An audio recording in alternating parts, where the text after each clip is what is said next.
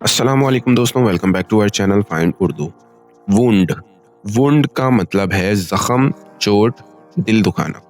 Wound का मतलब होता है कोई चोट या जख्म जो किसी शख्स को लगी हो, जो फिजिकल भी हो सकती है या इमोशनल भी।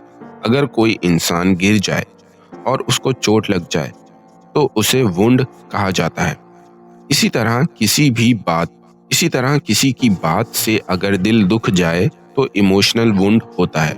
His wound take weeks to heal. उसका जख्म भरने में कई हफ्ते लग गए। तो दोस्तों, वुंड का मतलब है जख्म या चोट जो जिस्मानी भी हो सकती है और जज्बाती भी। उम्मीद है अब आपको वुंड का मतलब समझ में आ गया होगा। मिलते हैं नेक्स्ट वीडियो में। शुक्रिया।